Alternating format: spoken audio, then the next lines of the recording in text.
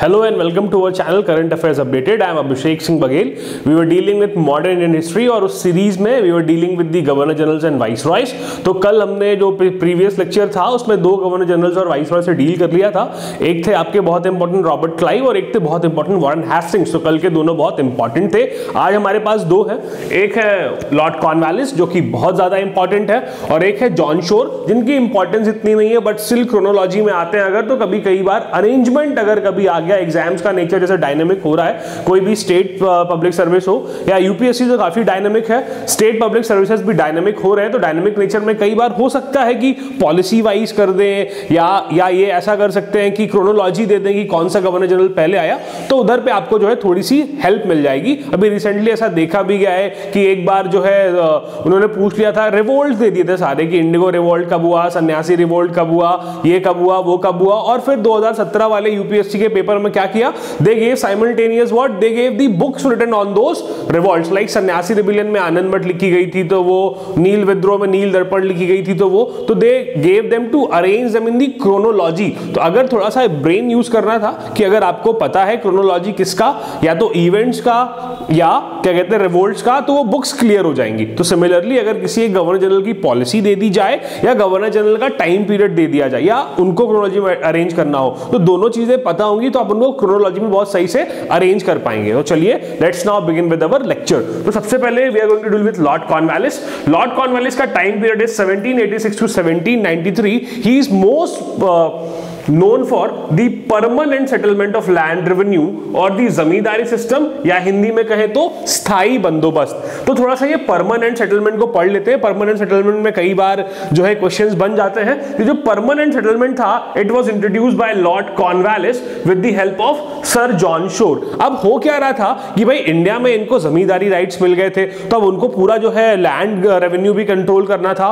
They were not able to devise such a substantive system जिससे उनको maximum land revenue मिल जाए और headache कम हो क्योंकि ब्रिटिशर्स के पास ऑफिशियल्स कम है जो है वो हायर पोस्ट पे हैं. बाकी उनको किससे काम कराना है from the Indian indigenous people जो यहीं के थे उनसे. तो वो ऐसा कुछ डिवाइस कर रहे थे कि दोनों व्यक्तियों को फायदा हो but the more profit to whom to the Britishers. तो काफी कुछ माता पच्ची करने के बाद हमने देखा है कि इसका सिस्टम क्या था. इसके पहले वॉरेन हेस्टिंग्स साहब लेके आए थे रेवेन्यू फार्मिंग सिस्टम याद है इजारेदारी सिस्टम जिसमें हाईएस्ट बिडर को दे रहे थे लेकिन वो काफी टीडियस प्रोसेस थी बेनिफिट फेच नहीं कर रही थी तो थोड़ा सा चेंज करना चाहा and they came up with this permanent settlement of land revenue. इस permanent settlement of land revenue में करना क्या था कि they used to fix the land revenue permanently. मतलब एक जो है एस्टिमेट किया उसको फिक्स कर दिया लैंड रेवेन्यू को और जब फिक्सेशन कर दिया लैंड रेवेन्यू का तो उसका 89% was to be given to the East India Company as they were the diwan of that area और 11% जो लैंड रेवेन्यू था वो जमींदार को रखना था as he used to collect the land revenue और सारा कार्यक्रम जो है वो वहीं पे चलाया करता था.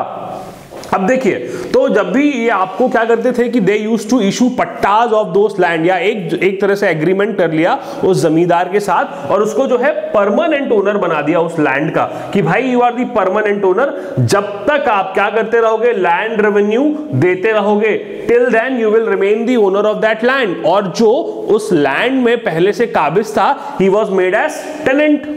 वो अपने ही लैंड में किराएदार बन जाया करता था. उसको एज अ कई बार तो सर्फडम के भी इंसिडेंसेस हमको देखने को मिलते हैं कि सर्फडम यानी बंधुआ मजदूरी भी बेचारों को करनी पड़ती थी टू सफाइज देयर हंगर. तो ये था होता क्या था कि जितने भी ये जमींदार हुआ करते थे ये अपना पूरा प्रोपोगेंडा चलाने के लिए एक वो बराबर लठैत रखते थे. जैसा आपने देखा होगा बॉलीवुड मूवीज में कि Amrish Puri used to become a great landlord और उसके पास जो है पूरे एक फौज हुआ करती थी लठैतों की और अगर गांव वालों ने लैंड रेवेन्यू नहीं जमा किया तो वो पीटते पाटते थे और सब कुछ छीन छान के ले आया करते थे. तो सिमिलर सिस्टम था यहाँ पे भी. So peasants themselves became tenants on their land. So this was the permanent settlement जिसमें 89% डीआईसी 11% जमींदारी कॉर्नवालिस जॉन शोर है ना. तो ये कुछ बातें आप परमानेंट सेटलमेंट की याद रखेंगे. 1793 में ये अप्लाई किया गया था बंगाल बिहार वाले एरिया में कुछ कूर्ग वाले एरिया में भी अप्लाई किया गया था of this permanent land system of land revenue. और जो उन्होंने कुछ काम किए थे उसको भी देखते हैं. तो ये जो इंग्लिश कलेक्टर्स जिनकी हमने पिछले लेक्चर में बात की थी कि इंग्लिश कलेक्टर्स अपॉइंट कराए थे किसने वॉरेन हेस्टिंग्स साहब ने. तो उस टाइम पे इंग्लिश कलेक्टर्स के पास दोनों पावर हुआ करती थी. They had what they had judicial powers as well as revenue powers. दोनों पावर थी, तो वो जनरली देखा जाता था कि ये जो इंग्लिश कलेक्टर्स हैं ये अपनी पावर्स का बहुत ज्यादा मिसयूज करने लगे थे। तो इस चीज से बहुत ज्यादा खफा थे लॉर्ड कॉर्नवालिस, क्योंकि वो पूरा सिस्टम होमोजेनस करना चाहते थे। तो he deprived the English collectors of their judicial powers.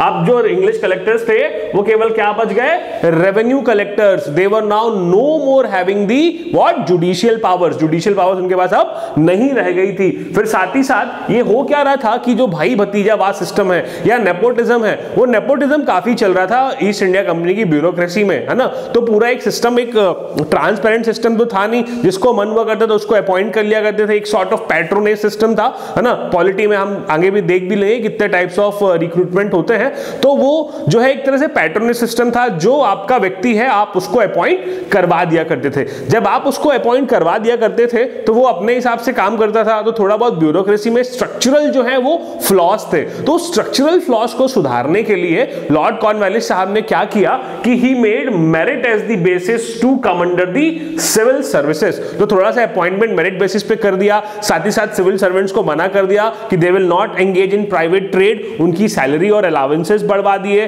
और साथ ही साथ they are not going to accept any sort of gift which can be known as bribe from the Indian counterparts। Indian से वो कैसा भी संबंध नहीं रख सकते गिफ्ट्स के लेन देन में। तो ये सारी बाउंडेशंस लगा दी, और फिर फाइनली जो है मेरिट सिस्टम स्टार्ट करने के लिए ही इज ऑफनली known as the father of Indian civil services. कहीं ना कहीं सिविल सर्विसेज का बीज इन्होंने ही बोया था। So we regard him as the father of Indian civil services. फिर उन्होंने क्या किया, he prepared a Cornwallis code. अब ये कॉर्नवालिस कोड क्या था, कॉर्नवालिस कोड से क्या किया उन्होंने, जो जुडिशरी फंक्शंस हैं और जो एडमिनिस्ट्रेटिव फंक्शंस हैं, इन दोनों को सेपरेट कर दिया। This process is known as theory of separation of powers, कि एक ही व्यक्ति को दोनों फंक्शंस हम नहीं देंगे।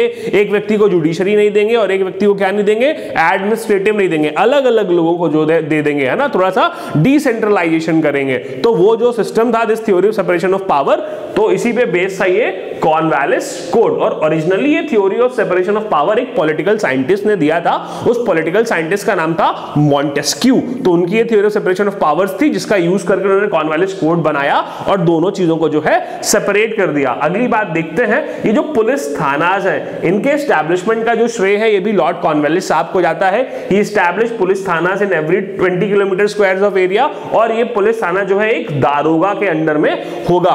और साथ ही साथ एक important battle, that is the third Anglo Mysore war, was fought during the governor generalship of Lord Cornwallis. फिर फाइनली लॉर्ड कॉर्नवालिस रिटायर हो गए, और उनके बाद नए गवर्नर जनरल इंडिया के, दैट इज सर जॉन शोर। सर जॉन शोर का टाइम पीरियड है 1793 टू 1798।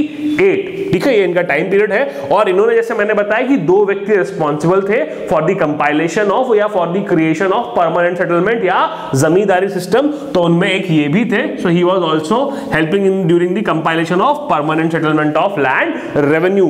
फिर इन्होंने क्या किया, इन्होंने एक पॉलिसी ऑफ नॉन इंटरवेंशन जो है फॉलो करी। वो पॉलिसी ऑफ नॉन इंटरवेंशन क्या थी, अगर आप थोड़ा सा बहुत देखेंगे कि बहुत सारे बैटल्स चल रहे हैं with the Indian princes of whom, of the British empire, तो ये बार बार जो है कॉन्फ्लिक्ट हो रहा था। बट सर जॉन शोर के टाइम पे पूरा नॉन इंटरवेंशन वाला पीरियड है, जब वो बिल्कुल भी जो है कॉन्टैक्ट्स में नहीं रहेंगे या युद्ध या बैटल नहीं करेंगे या मैटर्स में जो है इन्वॉल्व नहीं होंगे ऑफ द इंडियन प्रिंसेस। और फिर इन्हीं के टाइम पीरियड में जो एक चार्टर एक्ट ऑफ 1793 आया था। इस चार्टर एक्ट ऑफ 1793 ने फाइनेंशियल पावर और आपके एडमिनिस्ट्रेटिव पावर सेपरेट कर दिए थे आपके ईस्ट इंडिया कंपनी के। ज्यादा जानना हो चार्टर एक्ट ऑफ 1793 के बारे में तो please refer to our polity videos. और फिर finally he was succeeded by Lord Wellesley. So friends, ये थे आज के हमारे दो गवर्नर जनरल, लॉर्ड कॉर्नवालिस और सर जॉन शोर। हम अगले लेक्चर में वेलेस्ली और लॉर्ड विलियम बेंटिक की बात करेंगे। Till then please like, share, comment and subscribe. Thank you.